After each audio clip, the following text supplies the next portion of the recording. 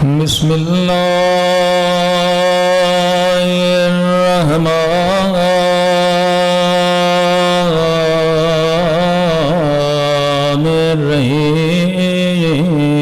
الرحيم الحمد لله رب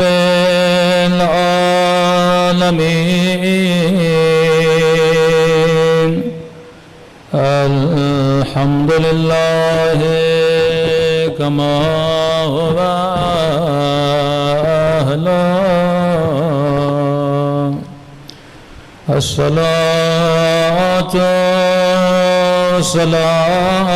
والسلام على سيد المرسلين وخاتم النبيين أبي القاسم محمد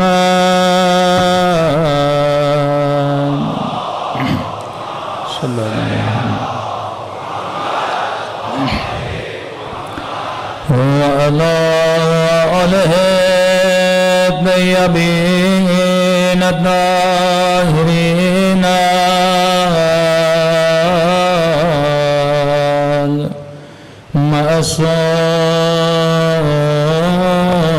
المعصومين سب مل کے اپنی مولا کی دعا اللہم کل ولیک حجت ابن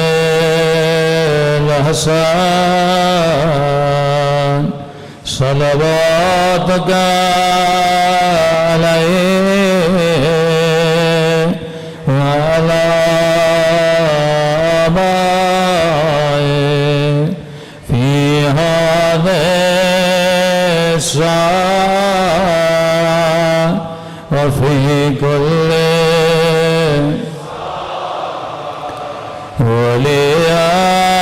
وليان وحافظا وقائدا وناصرا ودليلا حتى تسكنه أرضك تهوى وتمتع فيها طويلا برحمتك يا أرحم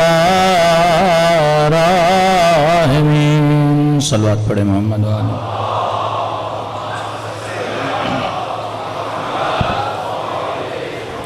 بسم اللہ الرحمن الرحیم رب اشرح لی صدری ویسر لی امری واحلل عقدۃ من لسانی یفقهوا قولی اما بعد فقد قال سبحانہ وتعالی بسم اللہ الرحمن الرحیم اہدنا الصراط المستقیم صلوات پڑھے محمد وآل محمد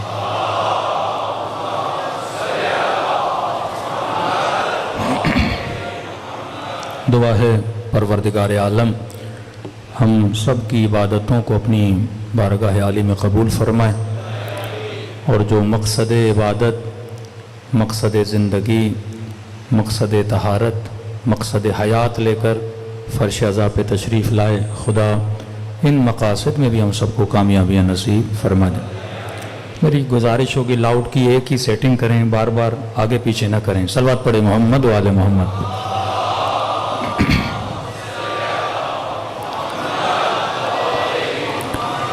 عرض کر رہے تھے کہ اہل بیت علیہ السلام نے ایک سیکریٹ نیٹ ورک کے ذریعے سے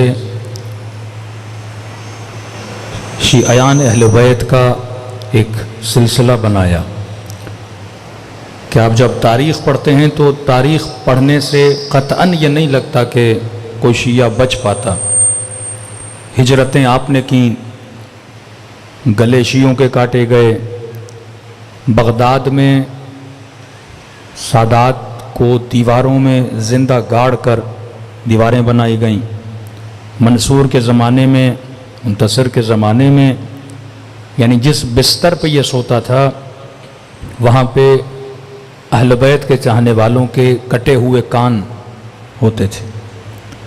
یعنی یہ باتیں جو ہم کرتے تھے شاید کوئی آپ کا مخالف بولتا کہ شیعہ جھوٹ بول رہے ہیں، لیکن یہ جو ظلم کا سلسلہ شروع ہوا سیریا میں، عراق میں، اس وقت یہ ریئلائز کیا گیا کہ واقعاً ایسا ہو سکتا ہے کہ کسی خارجی نے کسی حاملہ عورت کے پیٹ کو چیر کے بچے کو نکال کے ذبح کیا تو کئی شیعہ شاید جھوٹ بول رہے ہیں، کیونکہ وہ امیر المومنین سے محبت رکھتی تھی کہ اس کی جب نسل پیدا ہوگی وہ بھی عاشق علی بنے گی. لیکن آج جب یہ واقعات ہوئے سیریا میں کہ صرف ایک دن میں موصل کی یونیورسٹی کے 400 شاگردوں کو مار کے کچھ کہتے ہیں زندہ گڑھا کھود کے ان کو وہیں دفنا دیا کہ ابھی ان بیچاروں کی لاشیں وہاں دریافت ہوئی ہیں کہ زندہ زندہ اردن کے پائلٹ کو جلا دیا جائے، ٹیلی فون کی تار سے خاتون کے گلے کو گھوٹا جائے، ایک ٹیکسی ڈرائیور ماں کے سامنے اسی کے بچے کو اس کے سامنے ذبح کر دے. یعنی ایک واقعہ نہیں، سینکڑوں واقعات ہیں کہ سنتے تھے کہ شہداء کے سروں سے ایسے جیسے فٹ بال کے بال سے کھیلا جاتا ہے. اسی طرح یزیدی قبیلے کی عورتوں کو مال غنیمت سمجھ کے ایک دوسرے میں بانٹنا. یعنی آپ دور نہیں جائیں، آپ کی یہی 7 سالہ پہلے، 8 سالہ پہلے، 5 سالہ پہلے یہ مسلمانوں کی تاریخ ہے. اب یہ چہرہ ہم ویسٹرن ورلڈ کو دکھا کے ان کو مسلمان بنانا چاہتے ہیں. کربلا کے بعد ہی اہل بیت نے 2 چہرے بنائے کہ ایک یزید کا نیٹ ورک ہے، ایک حسین کا نیٹ ورک ہے، ایک سسٹم آف ابلیس ہے، ایک سسٹم آف اہل بیت ہے. آپ کے پاس اگر اہل بیت کے علاوہ کوئی اور سسٹم ہے تو آپ دکھاؤ، اور اگر وہ سسٹم کو فطرت ماننے کے لیے تیار ہو جائے تو ہم بھی ماننے کے لیے تیار ہو جائیں گے. صرف کتاب لکھی جائے کہ رسول خدا کے بعد کتنے اصحاب تھے جن کا قتل ہو. ہم اہل بیت کی بات نہیں کر رہے ہیں کیونکہ اہل بیت کی شاید کچھ لوگوں کو پرواہ نہیں ہے، چلیے اصحاب کی بات کرتے ہیں.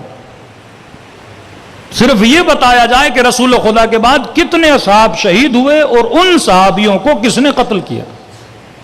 بھائی اس وقت تو شیعہ نہیں تھے نا، آپ کہتے ہو شیعہ تو عبداللہ سبا کے بعد بنے نا، لیکن اس زمانے میں اصحاب کو کس نے قتل کیا، کس وجہ سے قتل ہوئے. یعنی رسول خدا کے بعد یہ پورا سسٹم بگاڑ کا شکار نظر آتا ہے. اتنا بگاڑ اس سسٹم میں نظر آتا ہے، اتنا خون اس سسٹم میں نظر آتا ہے، اتنے یتیم اس سسٹم میں نظر آتے ہیں کہ صرف واقع حرہ کو پڑھا جائے کہ 3 دن کے لیے مدینے کو سپاہیوں کے لیے حلال قرار کر دیا جاتا ہے کہ ملتا ہے اس واقعے کے بعد پتہ نہیں کتنے ولد الزنا اس شہر میں پیدا ہوا ہے. اب اس ناکارہ سسٹم کو اہل بیت علیہ السلام بنانا چاہتے تھے کہ ہم نے کہا کہ آپ ابھی بھی وقت ہے، کوئی جوان اچھی ڈیزائن بناتا ہے تو یہ ایک بل بورڈ بنا کے آپ رکھ سکتے ہو کہ یہ ہمارا نیٹ ورک ہے. جس نیٹ ورک کو چلانے والے اہل البیت اور قرآن ہیں، جہاں سے نیٹ ورک فیڈنگ لیتا ہے وہ علم اور حکمت ہے. اس نیٹ ورک میں افراد کا جو آپس میں تعلق ہے وہ محبت اور بغض کا ہے. اس سسٹم میں رہنے کا جو قانون ہے وہ امر بالمعروف و نہی عن المنکر ہے. اس سسٹم پہ جو چلے گا اللہ اس کو ہدیہ دے گا. وہ ہدیہ یہ ہے کہ خدا اس کو عدالت نصیب کرے گا، حکمت نصیب کرے گا. ہمارے ہاں جتنے بھی احکام اسلامی ہیں اس کی بنیاد حکمت ہے. طلاق کے مسئلے پہ کل میں نے بات کی، نکاح کے مسئلے پہ کل میں نے بات کی، رضاعت کے مسئلے پہ کل میں نے بات کی کہ نکاح میں گواہ کی شرط نہیں، طلاق میں گواہ کی شرط ہے. اللہ نے اگر عدت رکھی ہے تو عدت کی حکمت موجود ہے. فرما عدت کرے تاکہ یہ نہ ہو جلدی سے شادی کرے، یا عورت حاملہ ہو پہلے شوہر سے تاکہ ایک وقفہ آ جائے، تاکہ کسی اور کا بچہ ہو تو پتہ تو لگے کہ یہ بچہ کس کا ہے.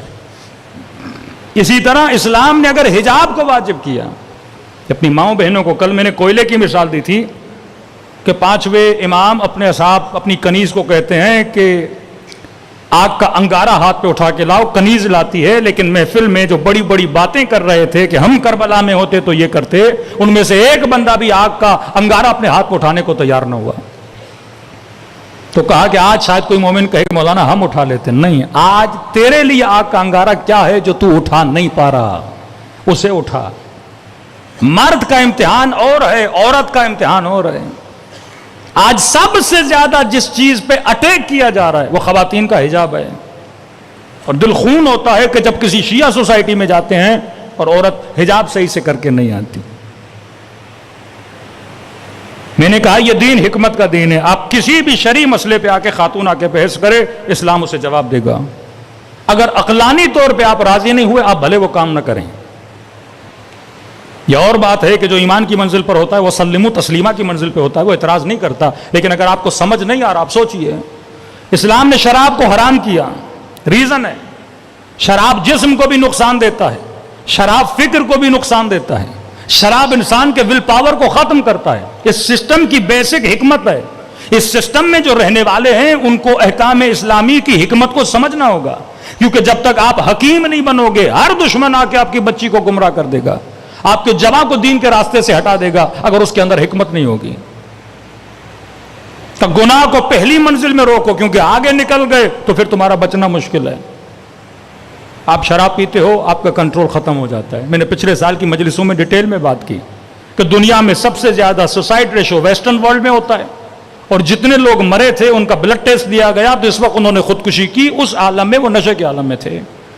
جب آدمی نشہ کرتا ہے تو نفع نقصان کا پتہ نہیں لگتا، وہ صرف اپنی خواہش کو پورا کرنا چاہتا ہے. اسی طرح حجاب کا مسئلہ ہے میرے عزیز. کسی خاتون نے کہا مولانا اتنی گرمی، حجاب ہمارے اوپر ہے، مردوں کے اوپر کیوں نہیں؟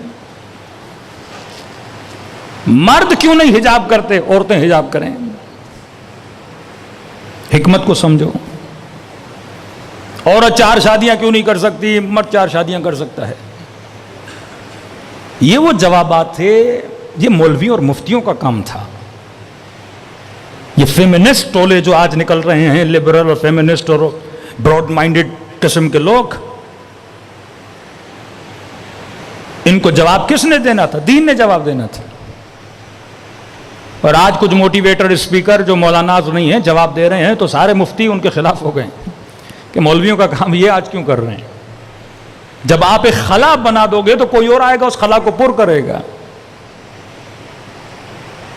آج واقعاً یونیورسٹیز میں ایک متدین بندے کو ڈرنا چاہیے کہ اپنی بیٹی بھیجوں. آپ جا کے ماحول دیکھیے. اصلاً کانسیپٹ آف کو ایجوکیشن کیا ہے؟ جوان جب جوان ہوتا ہے سب سے زیادہ اس کی خواہش ہوتی ہے یونیورسٹی جاؤں. یہ سنگھار، یہ تیار ہونا، یہ سب کچھ، پڑھائی پہ کم دھیان ہوتا ہے، دوسری چیزوں پہ زیادہ دھیان ہوتا ہے. آغا قراتی نے ایران کے نظام کو ٹوکا اپنی تقریر میں. ایران میں انٹر تک بچے بچی الگ ہوتے ہیں، یونیورسٹی کے لیول سے کو ایجوکیشن شروع ہو جاتا ہے. کیونکہ امام خمینی نے جب انقلاب لایا 8 سال تو جنگ رہی، یونیورسٹیاں بند رہیں. اس کے بعد امام خمینی کا انتقال ہو گیا، پھر دوسری حکومتیں آئیں، انہوں نے تربیت پہ زیادہ غور نہیں کیا، تبھی ایرانی نسلوں کا آج یہ حال ہے. اگر وہ تعلیم اور تربیت پہ زیادہ تر ان کا فوکس یہ رہا حکومت بچائیں، انقلاب بچائیں، حکومت بچائیں، اور حکومت کے بچاؤ کے چکر میں ان کی نسلیں ان کے ہاتھوں سے نکل گئیں. تو قراتی صاحب بہت پیارا جملہ فرماتے ہیں، کہتے ہیں جس ایج میں اس بچے اور اس بچی کو ایک دوسرے سے خطرہ نہیں تھا، اس ایج میں آپ نے الگ کر دیا.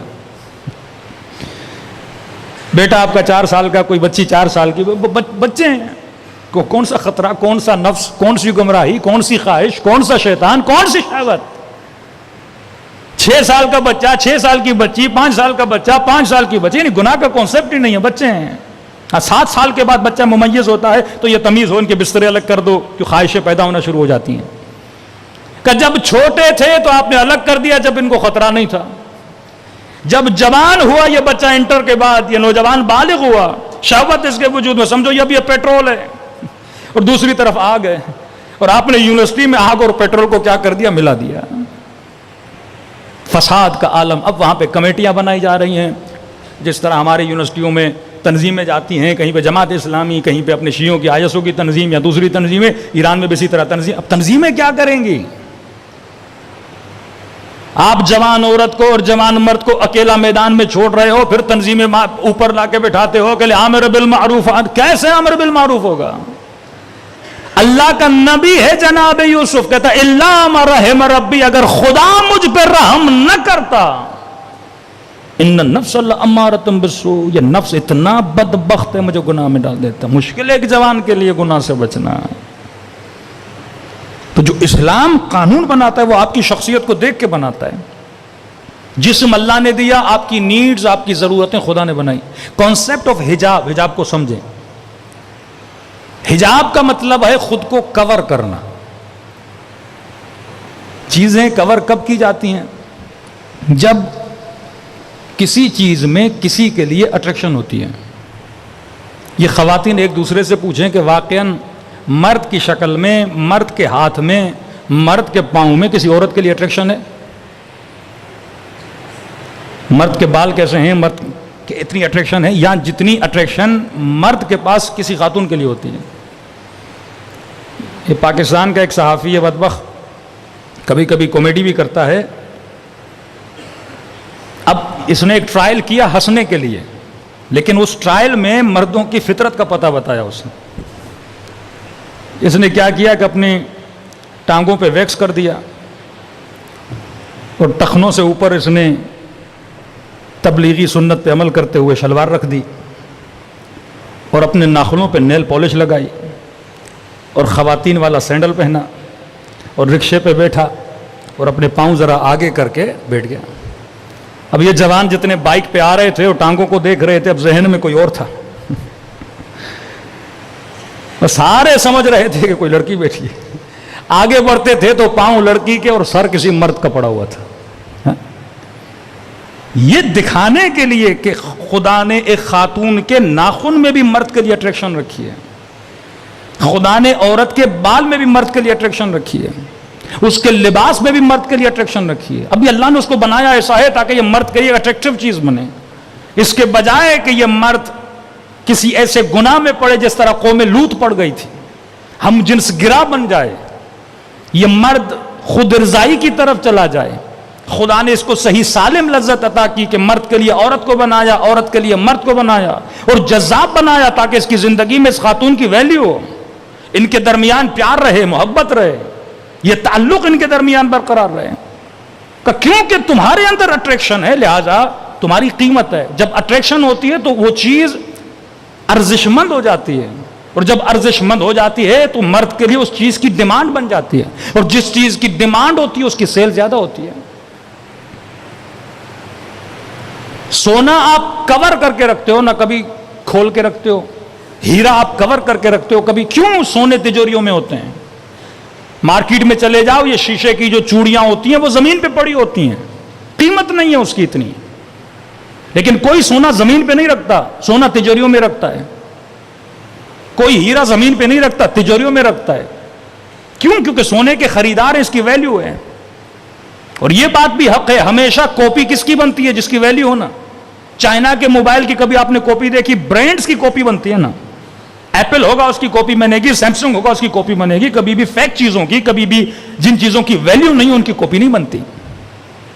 تو کہا کہ تمہارا وجود ایک مرد کے لیے قابل ارزش ہے، خود کو سستا نہ کر، حق مہر ادا کرے گا، تمہارے لیے رشتہ بھیجے گا، مرضی تمہاری ہے تم خود کو اس کے حوالے کرو نہ کرو، فری کی چیز نہیں ہے، یہ تمہارے پیچھے بھاگے، یہ تمہارے پیچھے دوڑے، یہ تمہاری منتیں کرے۔ عورت کے لیے ہے کہ وہ ناز کرے، اتنی جلدی نہ مانے، کیونکہ تم سستی چیز نہیں ہو، کیونکہ اٹریکشن ہے، لہذا اس کے لیے کیا رکھا؟ حجاب رکھا، خود کو کور کرو۔ بالوں میں اٹریکشن کا بال کور کرو، ہاتھوں میں اٹریکشن ہے اگر خوبصورت ہے کسی خاتون کی کا کور کرو، کیونکہ اٹریکشن پیدا ہوگی وہ تمہاری طرف توجہ کرے گا، تمہیں حاصل کرنا چاہے گا، اور اگر انسان کا نفس اتنا پاک اور پاکیزہ اور باہمت نہیں ہے، انسان جلدی خود کو کھو بیٹھتا ہے۔ تو کانسیپٹ آف حجاب کور کرنا۔ اب ہم نے کیا کیا کہ ہم خاتون حجاب تو کرتی ہے پر اس کانسیپٹ پر نہیں چلتی۔ کانسیپٹ یہ کہ خود کو ڈھانپو، ہر وہ چیز جس میں اٹریکشن ہو اسے ڈھانپو۔ اب کیا کیا؟ سر پہ دوپٹہ رکھ دیا، مثلا لباس تنگ پہنا، تو یہ حجاب نہیں ہوا، کیونکہ حجاب کا کانسیپٹ پورا نہیں ہوا. آپ مجلس امام حسین میں آ رہے ہو پر ہدف امام حسین کو حاصل نہ کرو, مجلس کا کوئی فائدہ نہیں. ہدف امام حسین سوچ کو بلند کرو, ہدف امام حسین اللہ سے دوستی کرو, ہدف امام حسین جہنم سے دور ہو جاؤ, جنت کے قریب ہو جاؤ, ہدف امام حسین حرام سے بچو, حلال کی طرف آؤ, ہدف امام حسین واجب پر عمل کرو, محرمات سے بچو. یہ ہدف امام حسین ہے.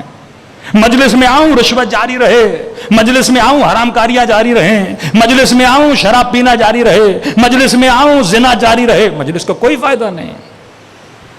امام رضا کا فرمان ہے جو اللہ کے دربار میں توبہ کرے اور نیت یہ ہو کہ کل میں پھر جا کے گناہ کروں گا, فرمایا یہ توبہ نہیں کر رہا, یہ اللہ کا مذاق اڑا رہا ہے.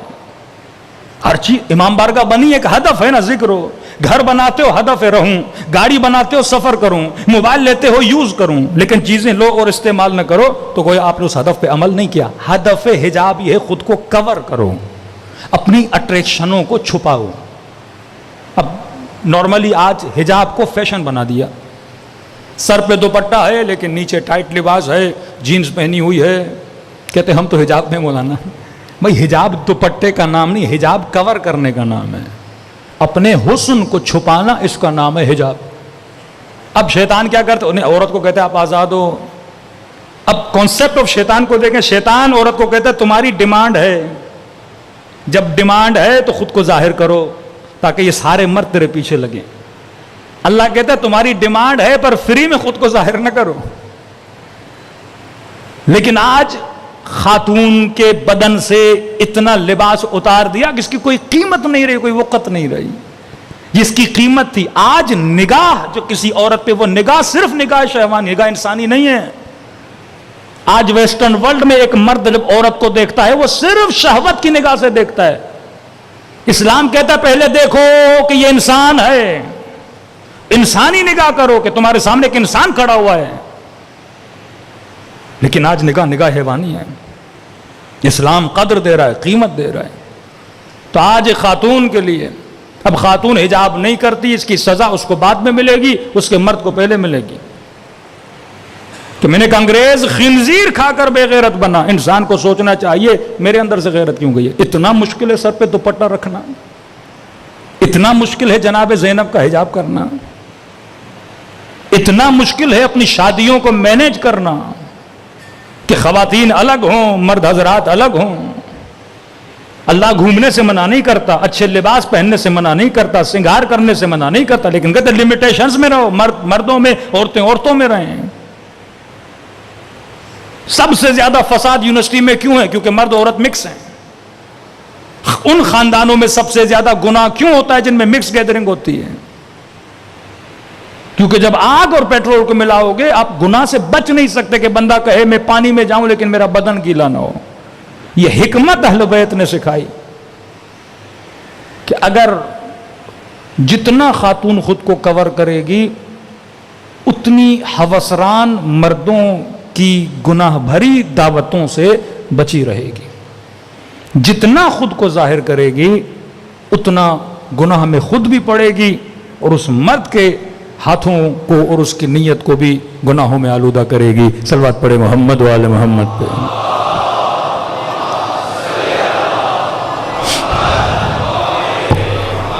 دیکھیے جس طرح اہل بیت کیا ہیں, شعائر اللہ, یاد رکھیے شعائر کا مطلب کیا ہے. مساجد اللہ کے شاعر ہیں. بعض لوگ کہتے ہیں آپ مسجدوں پہ خرچہ کیوں کرتے ہو, مجلسوں پہ خرچہ کیوں کرتے ہو, تو ہم ان کو جواب دیتے ہیں آپ حج پہ اتنا خرچہ کیوں کرتے ہو؟ اللہ کا ذکر کرنا ہے گھر میں بیٹھ کے کرو, بھائی حج پہ کیوں جا رہے ہو؟ سال میں اتنے ہزار بکرے, بھینسیں, اونٹ, بیل کیوں کاٹتے ہو؟ یہ پیسے یتیموں کو دو, کسی غریب کا علاج کروا دو. ایک بندے کا حج پہ 14-15 لاکھ خرچہ آتا ہے, کیا ضرورت ہے بھائی 7 چکر لگا کے واپس آتے ہو؟ کہ نہیں, شعائر اللہ ہے, خرچ کرو تاکہ اللہ کی یاد زندہ رہے. امام حسین پہ خرچ کرتے ہیں تاکہ یاد حسین زندہ رہے. شعائر, یہ حجاب بھی من شعائر اللہ ہے, نماز بھی شعائر اللہ ہے. لا یخافون لومۃ لائم, ملامت کرنے والوں کی ملامت سے مومنین نہیں ڈرتے. کہ کیا مولانا شرم آتا ہے، یونیورسٹی جاتی ہوں ساری لڑکیاں ماڈرن ہوتی ہیں، سر پہ دوپٹہ نہیں ہوتا، میں حجاب کر کے جاؤں، آکورڈ لگتا ہے، بیکورڈ بولتے ہیں. مومن نہیں ہے یہ جو کس کی ملامت سے ڈر جائے. امیر المومنین فرماتے ہیں میرے اپنے دشمن کے لیے جتنا وہ اپنے باطل پہ بضد ہے تو اپنے حق پہ کیوں نہیں؟ اسے گناہ کرنے میں شرم نہیں آتی، اسے بدن سے لباس اتارنے میں شرم نہیں آتی، اسے 4 مردوں کے ساتھ تعلق بنانے میں شرم نہیں آتی. تجھے اپنے حیا پہ شرم آتی ہے، تجھے اپنے حجاب پہ شرم آتی ہے. فاسق ترین شہر میں امام زین العابدین اگر عابد بنتے ہیں، علم بن جاتے ہیں عابدوں کا، کہ وقت کا بادشاہ انتظار میں حجر اسود کو بوسا دوں، لیکن جب چوتھے امام آتے ہیں لوگ راستہ دینا شروع کر دیتے ہیں، کیونکہ نشانی بن گئے، عباد کی نشانی بن گئے، صلحاء کی نشانی بن گئے. حجاب کرنا بھی عبادت ہے. اور کوئی مرد اپنی باحجاب بیوی کو کسی مال میں لے جا رہا ہے، کسی جگہ پہ لے جا رہا ہے، ایک ایسی جگہ، ایک ایسا مال جہاں پہ ساری خواتین نے حجاب نہیں کیا ہوا، یہ ایک باحجاب خاتون جب اس معاشرے میں چڑھتی، کس کی تبلیغ کر رہی ہے؟ حجاب کی تبلیغ کر رہی ہے. ایک نیک نوجوان جب 4 شرابیوں، زانیوں، راشیوں میں جا کے بیٹھتا ہے، یہ تبلیغ کر رہا ہے نیکی کی. تبلیغ صرف زبان سے نہیں، اپنے پہناوے سے بھی تبلیغ ہے. آپ حجاب کے ساتھ چل رہے ہو، یہ آپ کی تبلیغ ہے.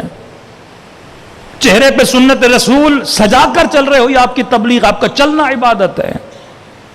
اہل بیت نے صرف لکھ کے اپنے مکتب کو نہیں پھیلایا، اپنے کردار سے، اپنی رفتار سے، اپنے لباس سے.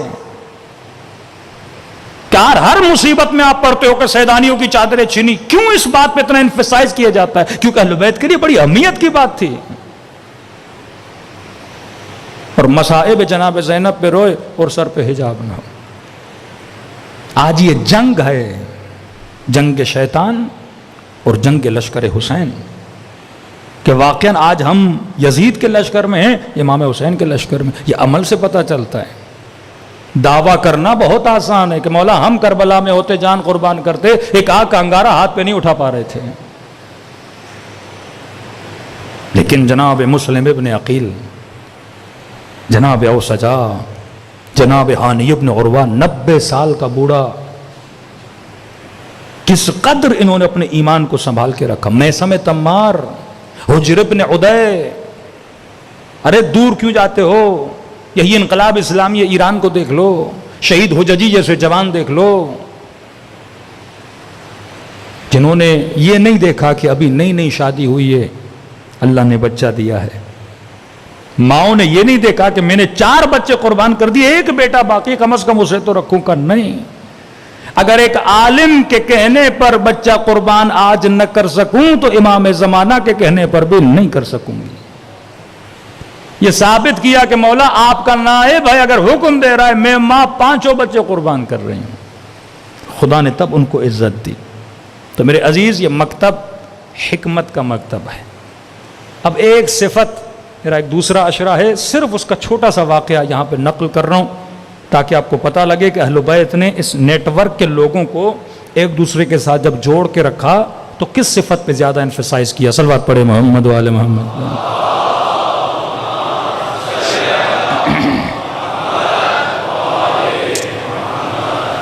ایک صفت میں نے اصحاب امام حسین کی ذکر کی تھی، صفت بصیرت.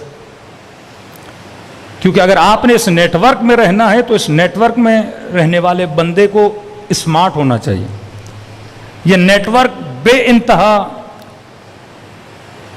اسمارٹ نیٹ ورک ہے، لیکن اتنا ہی سمپل بھی ہے. یعنی بہت سمپل چیزیں ہیں، لیکن اگر انسان کی سمجھ میں نہ آئے تو انسان گمراہ ہو جائے. چوتھے امام، 5ویں امام کی محفل میں جس طرح آپ بیٹھے ہیں لوگ آتے تھے. اس نیٹ ورک کی ابتدا رکھی رسول خدا نے، اور رسول اپنے اصحاب کو، اپنی امت کو کلو دیتے تھے کہ جب ہم نہ رہیں اور پریشان ہو جاؤ تو فرما ان چیزوں پہ توجہ رکھنا، دشمن کچھ بھی کرے تو یہ گمراہ نہیں کر سکے گا. آپ دیکھتے ہیں نا لشکر امام حسن میں کچھ لوگ ٹوٹ جاتے ہیں، کچھ لوگ رک جاتے ہیں. کچھ بھی ہو جائے مالک علی کو نہیں چھوڑ رہا، عمار علی کو نہیں چھوڑ رہا، ابو ایوب انصاری امیر المومنین کو نہیں چھوڑ رہے، میثم تمار، قمبر، حجر ابن عدی امیر المومنین کو نہیں چھوڑ رہے، جناب کمیل سر کٹا دیا. کون سی طاقت تھی کہ یہ علی کو نہ چھوڑے؟ کہتے ہیں بصیرت. سامنے بھی وہ لوگ ہیں، آپ یہ مت سمجھیے کہ خوارج کو پتا تھا کہ علی اچھے ہیں تبھی علی کے مقابلے میں گئے، نہیں. خوارج لٹرلی یہ سمجھتے تھے کہ علی باطل پر ہے،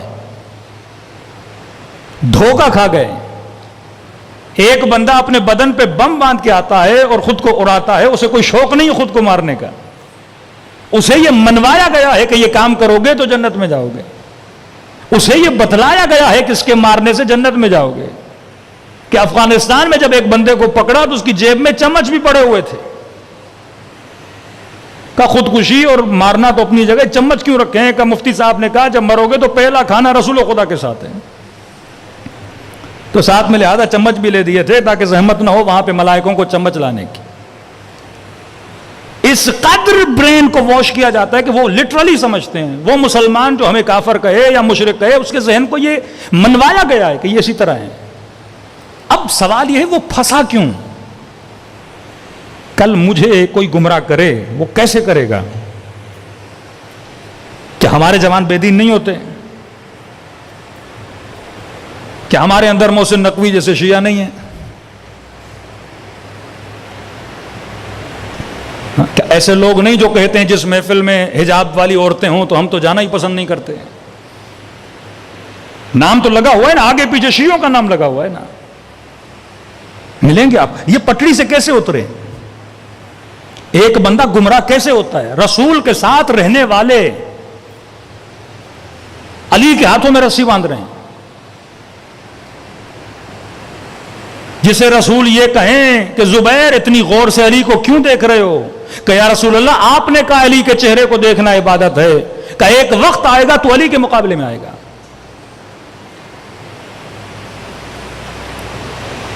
کیسے ٹوٹے؟ ان کے اندر ایک صفت نہیں تھی، وہ کلو، وہ رمز، وہ راز جو رسول خدا بتا کر گئے اس کو انہوں نے چھوڑ دیا. کہا نا آخری زمانے میں دین کا گلا دین سے کاٹا جائے گا.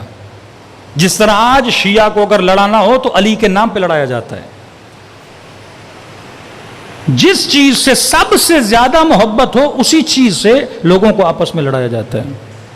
کون سی صفت ہے؟ فرماتے ہیں وہ ہے بصیرت کا نہ ہونا. بصیرت کیا ہے؟ المؤمن کیس، مومن ہوشیار ہوتا ہے، مولا فرماتے کین ہوتا ہے، شارپ ہوتا ہے. جناب مختار کے لیے لفظ استعمال کیا گیا، ان کا فرقہ بنا فرقہ کیسانیہ. یہ لقب رسول نے دیا تھا کہ تیرا بیٹا کیس ہوگا، ہوشیار ہوگا. زیارت جامع کبیر یا ساست العباد اہل بیت کے لیے استعمال کیا گیا. اے بندگان خدا میں بہترین سیاست کرنے والے اہل بیت. لوگ سمجھتے ہیں سیاست یہ ہے کہ جنگ جیتو، فلاں کو مارو، تخت بچاؤ. اہل بیت کی سیاست تک قیامت تک ہوتی ہے. یہ سیاست اہل بیت کا نتیجہ تو ہے آج اتنے شیعہ ہیں کائنات میں.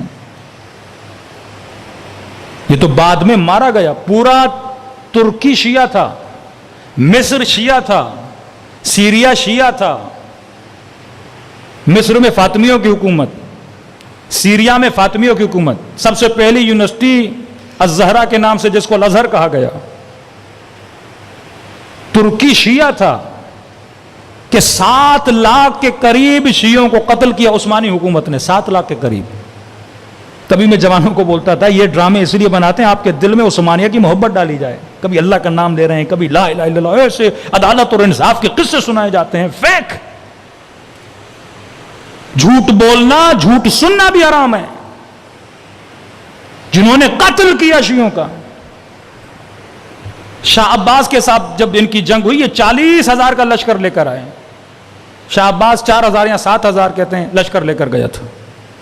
واپسی جب ایران کی طرف شاہ عباس کر رہا تھا تو صرف 400 لوگ بچے اس جنگ میں. 400 لوگ سارے مارے گئے. وہاں پر بھی وہ لوٹ نہیں رہا تھا. پھر شاہ عباس کے پاس اس کا وزیر امیر المومنین کے ہاتھوں سے لکھا ہوا قرآن لے کر گیا کہ تجھے اس قرآن کا واسطہ پلٹ کے آ. لوگ بہت کم بچے ہیں. انہوں نے 5-6 ہزار لوگ گوائے اور وہ 40,000 کا لشکر تھا, 20,000 لوگ وہ مارے گئے. شہید اول شہید ثانی کو قتل کس نے کیا؟ مارا گیا. لاشیں کو جلایا گیا, قبر تک نہیں ہے ان شہیدوں کی. صاحبان کتاب لمعہ جہاں سے آپ کی فقہ کی ابتدا ہوتی ہے. مصر میں فاطمیوں کی حکومت تھی, اسماعیلیوں کی حکومت تھی مصر میں, شام میں. آج مومنین شام جاتے ہیں, کہتے ہیں مولانا ساری قبریں یہاں بنی ہوئی ہیں, جناب بلال کی بھی قبر وہاں, جناب فضا کی بھی. یہ فیک قبریں ہیں, قبریں نہیں ہیں, یہ شبیہیں ہیں. یہ انہوں نے شبیہیں آ کے بنائی تھیں, محبت اہل بیت تھی. اب جب میں کہتا ہوں نا 7 لاکھ شیعہ, تو یہ 7 لاکھ اس زمانے کی آبادی سے بول رہا ہوں, آج کی آبادی نہیں. پورا مصر میں کس نے حکومت کی؟ امیر المومنین کے حاکم تھے. مالک اشتر کو مصر کی طرف بھیج رہے تھے. محمد ابن ابی بکر کو کہاں شہید کر دیا گیا؟ مصر میں. احترام صحابہ کی باتیں کرنے والوں کو جرت ہے ذرا اپنے ممبروں سے اپنی قوم کو بتاؤ تو صحیح کہ محمد ابن قاتل کون تھا. حضرت ابو بکر کے نعرے مارنے والوں کو یہ نہیں پتا کہ جناب ابو بکر کے بیٹے کو کس نے مارا تھا. مارا نہیں, مار کے گدھے کا پیٹ کاٹ کے اس میں ڈالا گیا, پھر گدھے کو آگ لگا دی گئی. یہ توہین وہاں سے شروع ہوئی ہے, یہاں سے نہیں ہے. کون بچا جو صاحب بصیرت تھا, جن کو اپنی تاریخ کا نہیں پتا. اب جب میں کہتا ہوں نا 7 لاکھ شیعہ مارے گئے, بغداد میں 20,000 شیعہ مارے گئے مغلوں کے زمانے میں. مختلف پھر کس طرح سے مغلوں کو ہمارے علماء نے مسلمان بنایا, کس طرح سے ایرانی حکومتوں کو شیعہ بنایا, یہ سارا آپ کے مراجع کا کام تھا. یہ ساری وہ تربیت محمد اور آل محمد تھی کہ ایک طرف کربلا میں نواز رسول کو شہید کر دیا جاتا ہے, صرف ان کے چند نسل میں سے بچے بچتے امام زین العابدین کی صورت میں. حکومتیں ان کی, طاقتیں ان کے پاس, میڈیا ان کے پاس, لیکن اس کے باوجود بھی خدا آپ کی تعداد میں اتنا اضافہ کرتا ہے, عزتیں آپ کو عطا کرتا ہے. یہ وہ تربیت اہل بیت. کیا سکھایا اہل بیت نے؟ اپنے شیعوں کو بابصیرت بنایا کہ تم نے مختلف زمانوں میں فتنوں کا مقابلہ کیسے کرنا ہے. تھوڑا اشارہ دوں گا, ایک واقعہ میرے دوسرے ٹاپک کا ہے وہ ایڈ کروں گا, پھر آپ کو یہاں سے بتاؤں گا کہ کربلا میں وہ شقی کس طرح شقی بنا. بصیرت کے لیے نبی نے اس نیٹ ورک میں رہنے والے لوگوں کو کچھ کلو دیے. مثلا مولا علی کا ہاتھ بلند کر کے کہا من کنت مولا فہذا علی مولا. یہ کلو دے رہے ہیں, رمز دے رہے ہیں. مطلب اس علی سے کبھی دشمنی نہ کرنا. دوست بھی مانتے ہو نا, مطلب یہ دوستی کے لائق ہے, دشمنی کے لائق نہیں. انا مدینۃ العلم وعلی, یہ جو پڑھ رہا ہوں مصدق شیعہ سنی مانتے ہیں. انا مدینۃ العلم وعلی بابا, میں شہر علم ہوں اور علی کیا ہے؟ دروازہ. مطلب علم لینا ہو, فیصلہ کرنا ہو, قضاوت میں پھنسو, الجھنوں میں پھنسو, تو دروازہ کون ہے؟ علی ہے.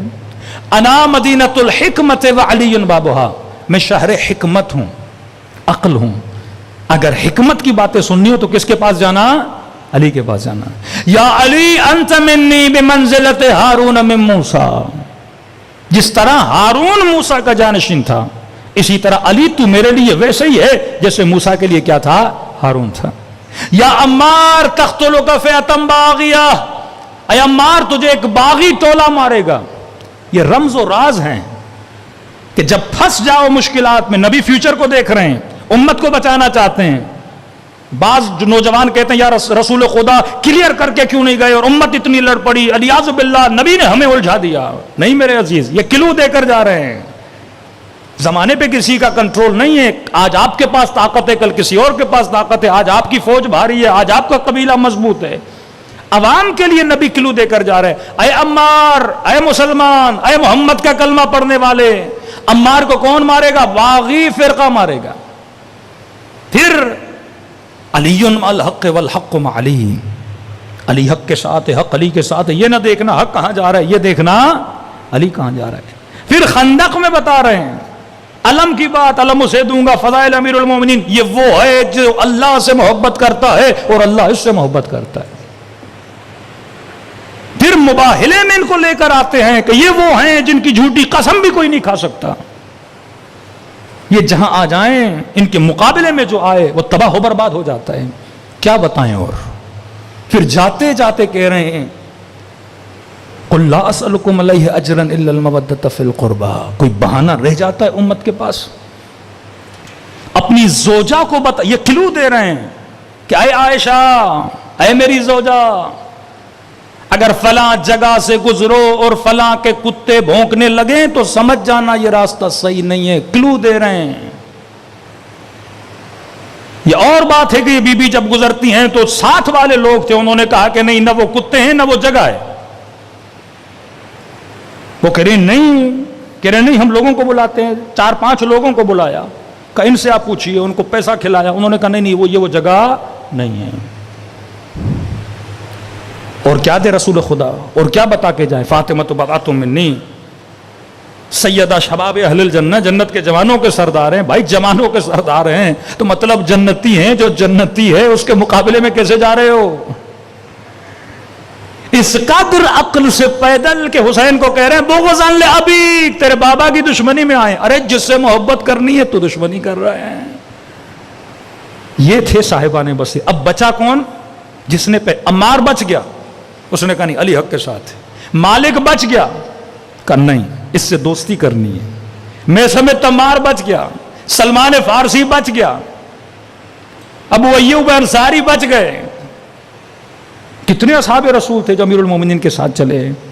ابو ذر غفاری، جناب بلال، کیونکہ یہ صاحبان بصیرت تھے. رسول کے بعد ایک ایک صحابی کے دروازے پہ سیدہ جاتی ہیں، میرے بابا کا فرمان بھول گئے. کہا من کنت مولا فہذا علی مولا. کوئی کہتا تھا یاد نہیں، کوئی کہتا تھا کیا ہے. بصیرت نہیں تھی. اب امام نے اس نیٹ ورک کے افراد کی تربیت ایسی کی کہ مشکل سے مشکل بات کر گئے لیکن شیعہ سمجھ گئے. اب یہ شاید آپ نے سنا ہو، لیکن میں نے آج یہ جہاں بھی پڑھا ہے مجمع کنفیوز. چھٹے امام جعفر صادق علیہ الصلوۃ والسلام،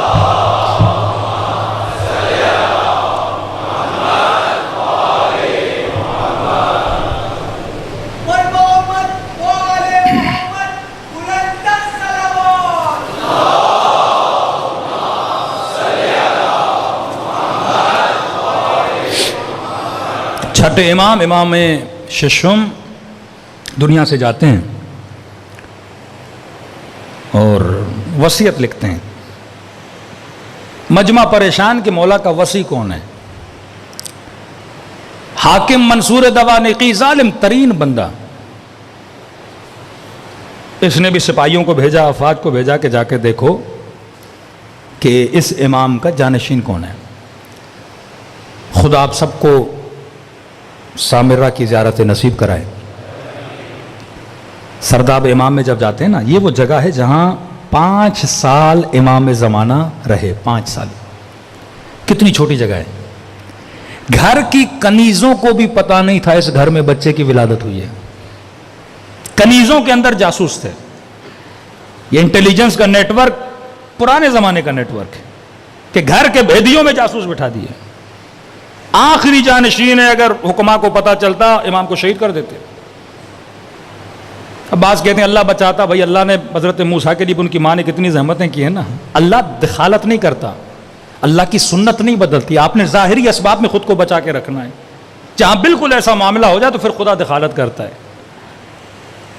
یذبحون ابناءہم ویستحیون نساءہم. موسیٰ نے حضرت موسیٰ کو مارنے کے لیے فرعون نے حاملہ عورتوں کی شکموں کو پارا کیا تھا. خوف تھا یہ بچہ آئے گا میرے تخت کو گرا دے گا. تو معصومین چھٹے امام کے بعد ایک ایسا ماحول بنا، پتہ چل جاتا کہ امام ہیں. اس وقت منصور کے زمانے میں تو مسئلہ ہوتا. تو اب سپاہی کھڑے ہیں، انٹیلیجنس کے لوگ کھڑے ہیں کہ پتہ چلے جانشین کون ہے. اور سپاہیوں کو بھیجا جیسے اعلان ہو جانشین کا پتہ چلے آپ ان کو پکڑ کے لائیں یا شہید کر دیا جائے یا جو بھی. اب امام یہ خط لکھ رہے ہیں کن لوگوں کے لیے؟ جن کو بابصیرت بنا چکے ہیں، جن کو تربیت دے چکے ہیں، جن کو کلو دے چکے ہیں.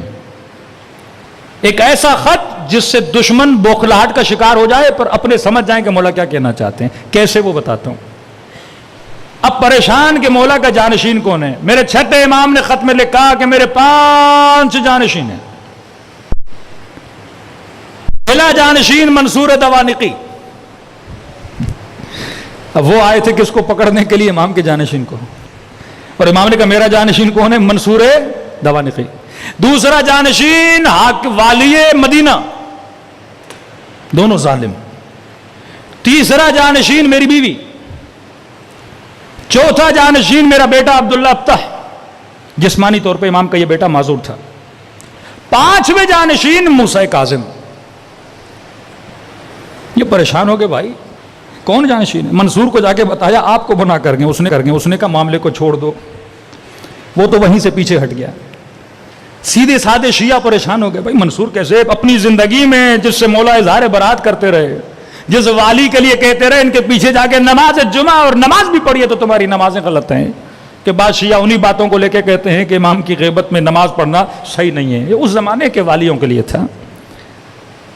پریشان ہوئے، ابہام میں چلے گئے. بھائی مولا تو کنفیوز کر کے چلے گئے. عام بندہ کنفیوز ہو جاتا ہے، جس طرح امت رسول کے بعد کیا ہو گئی؟ کنفیوز ہو گئی.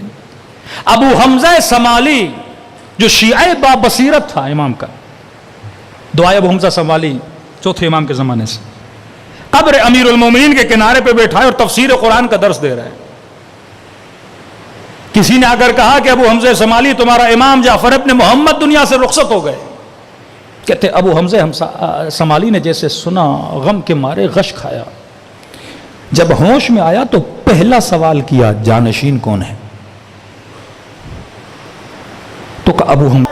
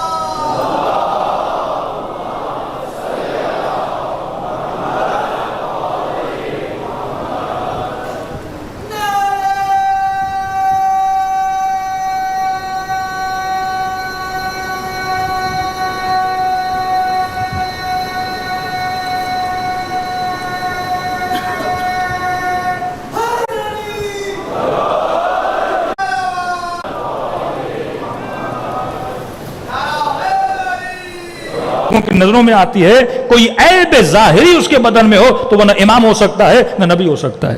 تو نے اماموں کا ذکر کیا ہے معصومین نے، مثلا کہا کہ 12 جانشین ہوں گے، ایک بھی صاحب بابصیرت تھا، صاحب بابصیرت تھا، وہی حقیقی امام کہتا ہے. یہی معاملہ امام کے بعد ہوا. امام جارا تیسرے کو مارا، امیر المومنین کو شہید کیا. امت کا ریئیکشن دیکھیں کیا ہے. ظلم بڑھتا گیا. جب یہ امت بالکل خاموش ہو گئی، اب یہ جرت پیدا ہوئی کہ حسین کے سر کو کاٹ کے نوک نیزہ پہ کھڑا کر دیا. امت خاموش تماشائی کھڑی تھی. ظلم کم سے شروع ہوتا ہے اور آخر میں ختم ہوتا ہے. تبھی خدا نے قرآن میں کہا میں بھی اس قوم کی حالت کو نہیں بدلتا جو خود اپنی حالت کو نہیں بدلتی.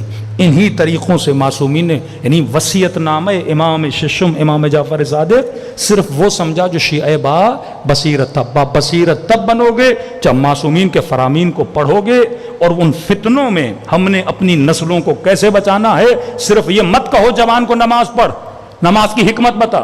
صرف اپنی بیٹی کو نہ کہو کہ حجاب کر، حجاب کی حکمت بتا کہ اس کے فائدے کیا ہیں۔ شراب نہ پی، نہیں، یہ سمجھاؤ کہ شراب پینے کے نقصانات کیا ہیں، یہ سمجھاؤ کہ اس حیوان کو کھانے کے نقصانات کیا ہیں، نامحرم سے تعلق کا نقصان کیا ہے۔ موسیقی، گانا بجانا، یہ ڈانس کے پروگرامز، یہ مکس گیدرنگ کتنا ہمارے روح پہ گندا اثر چھوڑتی ہے۔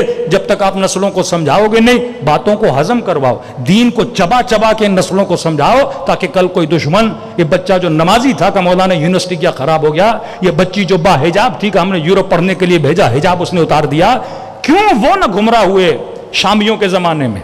کیوں سامنے موت کو دیکھ کے بھی حجر بن عبد نے امیر المومنین کو نہیں چھوڑا؟ آج اتنا سستا ہو جاتا ہے یہ جوان، تھوڑی سی گناہ کی دعوت پہ خود کو بیچ دیتا ہے، کیونکہ ہم نے اس کی بنیادوں کو مضبوط نہیں کیا، ہم نے اسے بابصیرت نہیں بنایا۔ صلوات پڑھے محمد و آل محمد پر۔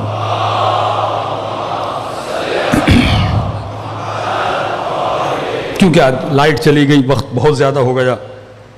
ایک ملعون ہے، نام ہے شبس ابن ربیع، اس کا ذکر میں کل کروں گا۔ بڑی اس کی زندگی کا اتار چڑھاؤ ہے کہ آپ دیکھیں کہ جس کو امیر المومنین نے جنگ نہروال میں اپنا علم بردار بنایا، اور اسی بندے کو یزید نے کربلا کے میدان میں اپنے لشکر کا علم بردار بنایا۔ زندگی کا اتار چڑھاؤ صرف بصیرت کے نہ ہونے کی وجہ سے۔ اتنا ظلم کیا آل رسول پہ جس کی مثال نہیں ملتی۔ کم از کم آج تو مسلمان سوچے کہ واقعاً بصیرت پیدا کرے، سقیفے پہ سوچو، جنگ صفین پہ سوچو، جمل پہ سوچو، کربلا پہ سوچو، یہ واقعات کیوں رونما ہوئے۔ جب تک وجوہات کے پیچھے نہیں جاؤ گے تب تک خدا کسی کو ہدایت نہیں دیتا۔ 3 محرم کو ایران میں عادت ہے کہ جناب سکینہ کے مصائب پڑھے جاتے ہیں۔ ہمارے ہاں مشہور ہے بی بی سکینہ، وہاں مشہور ہے جناب رقیہ۔ تاریخ میں ہے کہ سکینہ لقب تھا، نام کیا تھا؟ رقیہ تھا۔ اور ہمارے یہاں یہ کہ جناب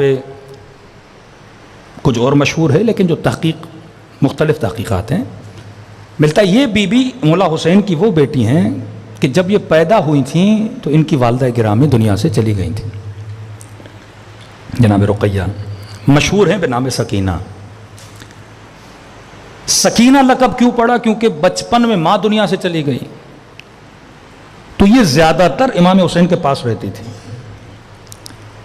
مولا جب راتوں کو سوتے بھی تھے، کیونکہ ماں نہیں تھی، تو اس بچی کو اپنے سینے پہ سلا کے سویا کرتے تھے۔ اور ان چھوٹی سی بچی کو اتنی عادت ہو گئی کہ ان کو نیند نہیں آتی تھی جب تک بابا کا سینہ نہیں ملتا تھا۔ تو لقب پڑا سکینہ تو ابھی، اپنے بابا کے دل کا چین۔ زینب بابا کی زینت، زینب اپنے بابا کی زینت۔ اسی لیے پورے سفر میں یہ بچی بابا کے بڑے قریب تھی، نماز ہوتی تو بابا کے ساتھ بیٹھ جاتی ہیں، سفر میں بابا کے ساتھ جگہ جگہ۔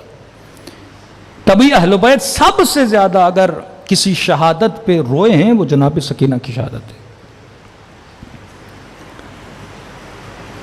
ایک مولانا کہتے ہیں کہ ہم نے جناب سکینہ کے مصائب پڑھے، کہتے خاتون آئیں، ایران کا واقعہ ہے، روئے جائیں کہ مولانا مجھے بڑی بے چینی ہے۔ کیا ہوا ہے؟ کہا میں نے خواب دیکھا ہے، اس خواب نے مجھے بے چین کر دیا۔ کیا دیکھا ہے؟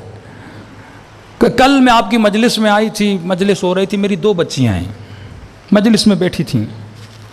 اب ظاہر ہے بچے ماں سے کبھی پانی مانگتے ہیں، کبھی کیا مانگتے ہیں، تو کہتی ہیں، جس طرح میں نے کہا ایران کی مجلسوں میں چائے بھی چلتی ہے بیچ بیچ میں، تو کہہ رہی ہے چائے کا ٹرے آیا اور کچھ خواتین نے چائے، 1 کپ چائے کا بچا، تو میری جو بڑی بیٹی تھی اس نے کہا مجھے چائے پینی ہے، تو میں نے اس کو چائے دی، چھوٹی والی دیکھ رہی تھی، اس نے کہا کہ مجھے بھی چائے چاہیے۔ میں نے ایک بار ڈانٹا، میں نے کہا چائے ختم ہو گئی ہے، بعد میں کہا نہیں مجھے چاہیے، بچے ہیں کوئی چیز دیکھتے ہیں تو کہا مجھے بھی چاہیے۔ ایک بار روکا، 2 بار روکا، 3 بار روکا، کہا اتنا شور کیا اس بچی نے کہ مجھے چائے چاہیے. کہا میں سید زادی نہیں لیکن میرا شوہر سید ہے تو بچے میرے سید ہیں. 5-6 بار منع کرنے کے بعد اتنا مجھے الجھانے لگی کہ میں مولانا کی مجلس نہیں سمجھ رہی تھی. تو کہتی مجھے غصہ آ گیا اور میں نے اسے تماچا مارا. ماں کو غصہ آ جاتا ہے بچے کو مار دیتی ہیں. کہتے میں نے اسے مارا. تماچا مارنے کے بعد یہ خاموش ہو گئی, بولی نہیں مجھ سے. مجلس ختم ہو گئی, گھر چلی گئی, چپ. کہتی مولانا رات کو میں نے خواب دیکھا, خواب میں نے رسول خدا کو دیکھا اور ہاتھ میں چائے کا ٹرے لے کر آئے. کہ میں سید نہیں, میرا شوہر سید ہے, بچے سید ہیں. کہ مجھے چائے کا ٹرے دیا, کہا یہ میری بچی کو پلا, آج کے بعد تماچے نہ مارا کر.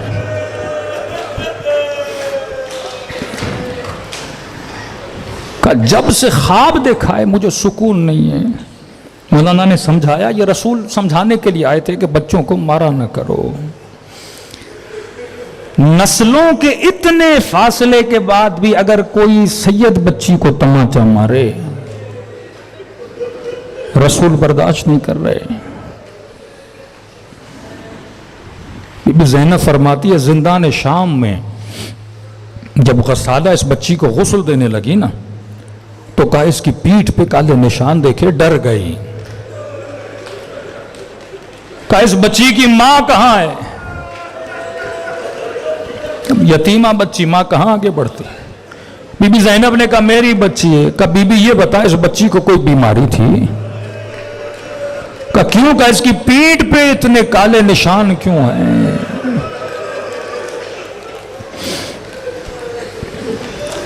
لیکن خدا کی قسم ہے سکینہ کو ان چیزوں کی تکلیف نہیں تھی. کبھی اس بچی نے اس بات پہ نہیں رویا کہ مجھے مارا گیا, تماچے مارے گئے, کھانا نہیں ملا. نہیں, اس بات پہ کبھی شکایت نہیں کی. نہ ہی ان تکلیفوں کی وجہ سے یہ بچی دنیا سے چلی گئی. اہل بیت فرماتے ہیں سب سے بڑی تکلیف اس بچی کو یہ تھی کہ اس کے سامنے اس کے بابا کو مارا جاتا تھا. جس بچی کی ماں نہ ہو, جو صرف بابا کے سینے پہ پلی ہو,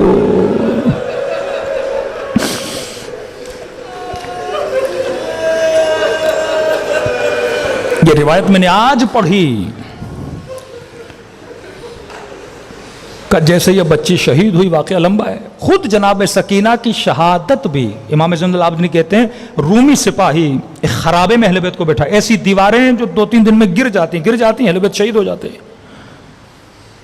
کہ یہ رومی سپاہی یہ سمجھ رہے تھے کہ ہمیں ان کی زبان سمجھ نہیں آتی, لیکن امام ہے ہر زبان کو سمجھتا. کہتے ہیں یہ اپنی زبان میں کہہ رہے تھے ہم نے اس لیے ان کو یہاں رکھا ہے کہ دیواریں گر جائیں, ہم حادثہ شو کر کے بولیں کہ یہ دنیا سے چلے گئے.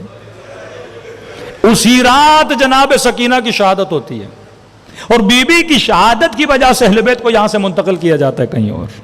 یعنی منجی بنتی ہیں امام زین العابدین کے لیے. سیدہ زینب فرماتی ہیں رات کے اندھیرے میں اس بچی نے خواب دیکھا.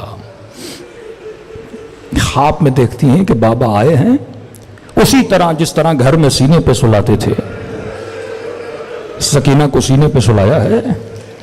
اب یہ خواب دیکھ کے نیند سے اٹھتی ہیں, جیسے اٹھتی ہیں تو پھر کہتی ہیں میرا بابا کہاں ہے, میرا بابا کہاں ہے.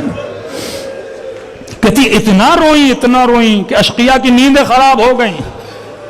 اس لئی نے کہا یہ بچی کیوں رو رہی ہے؟ کہ بابا کو یاد کر رہی ہے.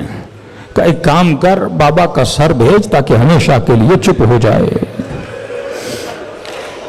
اتنے نزدیک سے سکینہ نے بابا کا سر پہلے نہیں دیکھا تھا.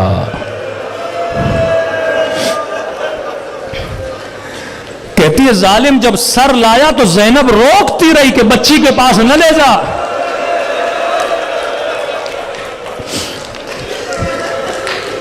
دو روایتیں, ایک روایت سر دیکھا, بچی نے ایک لفظ نہیں بولا, اسی چپی میں دنیا سے چلی گئی.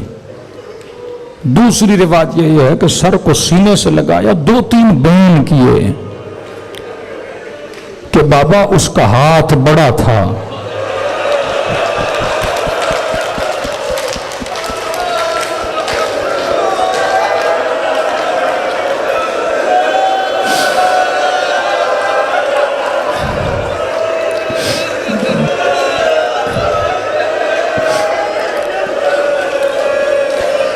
میرا رخسار چھوٹا تھا. آج اس بی بی کی شہادت نہیں پڑھ رہا, صرف رب دے رہا ہوں تاکہ کربلا کی طرف تیرا دل چلے. سیدہ زینب فرماتی جب روح پرواز کر گئی تو کہا سب بیبیوں میں سے زیادہ جو بی بی رو رہی تھی وہ ام کلثوم تھی. اتنی تڑپیں, اتنا روئیں, اتنا بلبلائیں کہ بی بی زینب نے کہا ام کلثوم کیا کر رہی ہو؟ ہم بڑے ہیں, ہم نے بچوں کو حوصلہ دینا ہے. اگر آپ ہی حوصلہ نہیں رکھیں گی تو بچے کیا کریں گے؟ ام کلثوم اتنا رو کیوں رہی ہو؟ کہ بہن زینب ایک منظر یاد آ رہا ہے. کہ کون سا منظر؟ کہا جب شام کے بازار میں یہ بچی میرے گود میں تھی, شامی بچوں کے ہاتھوں میں روٹیاں تھیں.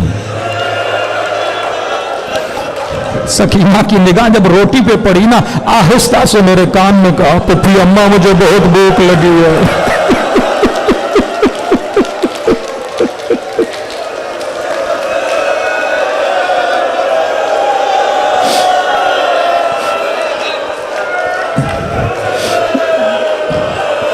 کہ زینب میں رو رہی ہوں, میں سکینہ کو روٹی بھی نہ دے سکی. اسی طرح بابا کے پاس چلی گئی. کتنی اہمیت ہے دین خدا کی جس پہ حسین سکینہ کو قربان کر رہے. بس یہ سوچا کرو جب کہیں پہ شریعت پامال ہو تو سکینہ کو یاد رکھا کرو. آئیے آج ایسے سلام کریں جیسے حسین کو سکینہ نے سلام کیا. السلام علی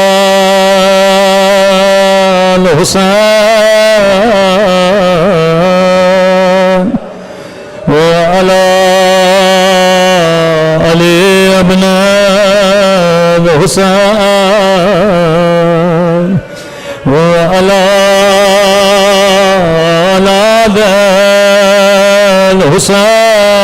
الحسین وعلی اصحاب حسین کی صدا بلند ہو. السلام علی وعلی علی ابن وعلی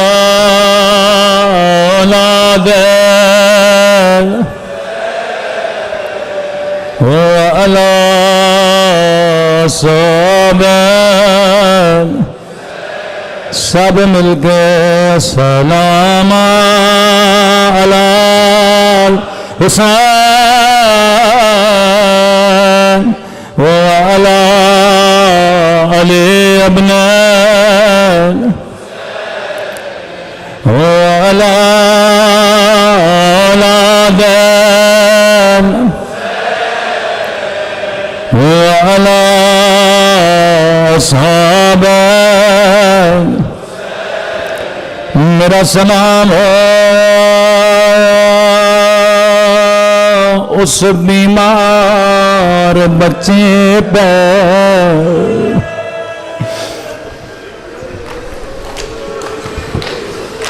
جو مدینے میں کبھی اکبر کو یاد کر دیا, کبھی بابا کو یاد کر کے روتے ہیں.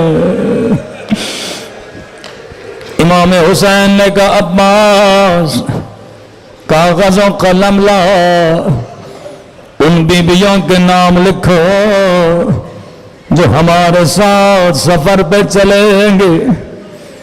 غازی عباس کہتے ہیں میں نے سارے نام لکھے لیکن مولا نے زہرا کا نام نہ لکھایا.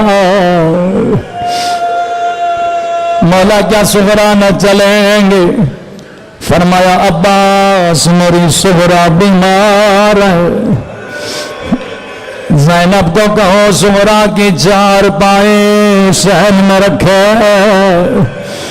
ہر بی بی صغرا سے خدا غافل کرے، اس بیمار بچی کو صحن میں رکھا گیا، یہاں ہر بی بی آتی تھی صغرا کو سینے سے لگاتے تھے اور کہتی تھی خدا حافظ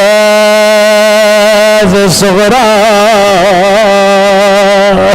اگر زندگی رہے تو پھر ملیں گے، لیکن جناب صغرا خاموش، ساری بیبیاں خدا حافظ کرتے گئے، آخر میں بی بی زینب کی باری آئے، صغرا کو سینے سے لگایا، کہا خدا حافظ صغرا،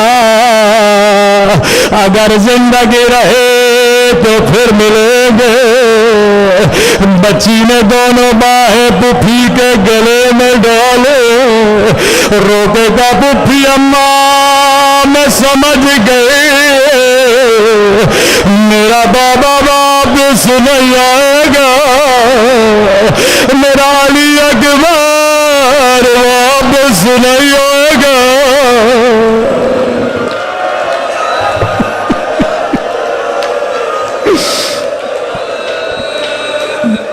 بی بی زینب کو بڑا پیار آیا، روکے کا صغرا تجھے کس نے کہا اس بات کا علم میرے علاوہ حسین کے علاوہ کسی کو نہیں ہے؟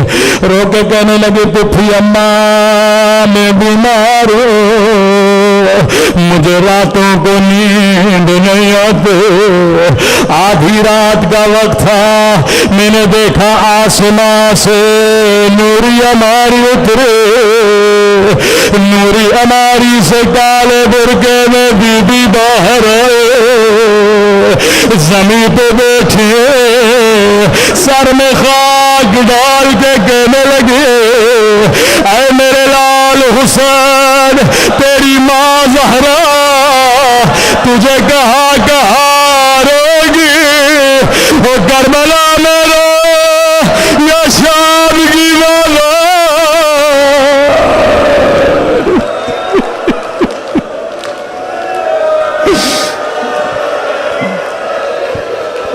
زینب کو بڑا پیار آیا، امام حسین کی خدمت میں آئے، فرمایا حسین اگر صغرا کے نہ چلنے کی وجہ اس کی بیماری ہے، میں زینب وعدہ کرتی ہوں خیال رکھوں گے، اپنے ہاتھوں سے کھانا کھلاؤں گے۔ امام نے کہا بہن زینب میرا دل بھی ہے صغرا کو لے کر چلو، لیکن زینب حسین کی مجبوری سمجھو، حسین کیسی مجبوری ہے؟ بہن زینب جتنے بچے چل رہے کسی کی شکل بابا علی سے ملتی ہے، کسی کی شکل نانا رسول سے ملتی ہے، کسی کی شکل حسن سے ملتی ہے۔ بہن زینب میرے جانے کے بعد تیرے ہاتھوں میں رسیاں، تیرے سر سے چادر، میرے صغرا کی شکل اماں زہرا سے ملتی ہے، میں کیسے برداشت کروں اماں کی شبی شرابی کے دربار شامیوں کی بازار میں۔